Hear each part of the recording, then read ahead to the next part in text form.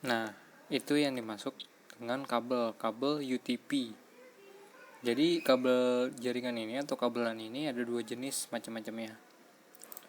Ada yang namanya UTP, ada yang namanya STP. Selain kabel UTP atau STP ini, ada kabel yang namanya fiber optic. Nah, biasanya ini kalau kalian pernah lihat di jalan tuh ada lubang galian. Nah, itu biasanya kalau nggak kabel listrik, kabel fiber optic. Jadi kabel fiber optic ini dari serat kaca supaya kecepatan internetnya itu atau kecepatan transfer datanya itu lebih cepat gitu. Nah, bedanya apa kabel UTP sama STP? Kalian bisa lihat nih di sini. Kalau dari bahasa Inggrisnya aja, kepanjangannya aja sudah kelihatan ada unsealed dan sealed.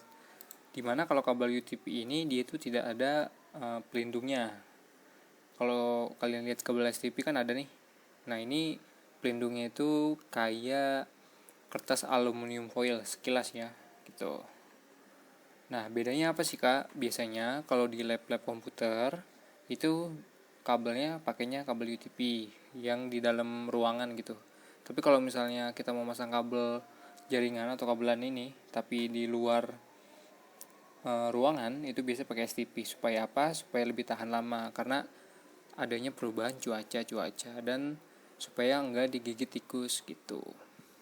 Jadi makanya kalau kabel UTP ini biasanya harganya lebih murah karena tidak ada pelindungnya seperti itu. Setelah kita ada kabel jaringan, bisa nggak kabel ini langsung dicolok? Nggak bisa. Dia itu harus ada metode yang namanya pengkabelan.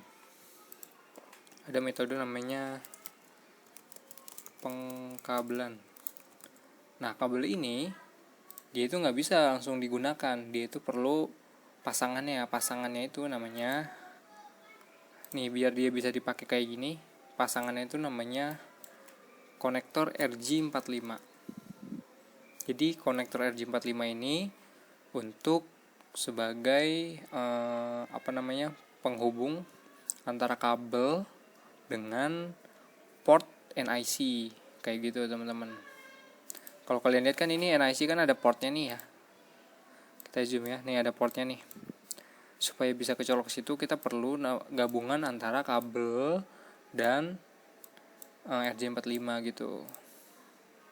RJ itu banyak, nggak cuman RJ45, ada RJ11. Cuman yang dipakai sama jaringan itu RJ45. Kalau RJ11 ini untuk kabel telepon.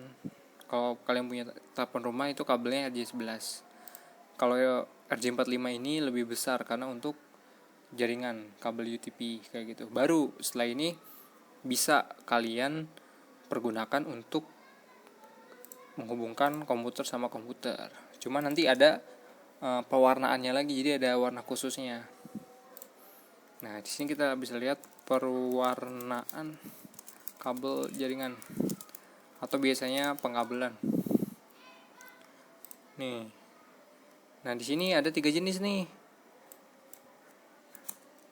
3 jenis warna kabel. Ada yang namanya stripe GTH, ada yang namanya crossover, ada yang namanya rollback. Cuman yang sering dipelajari itu cuma 2 di sekolah gitu. Bedanya apa? Ada bedanya.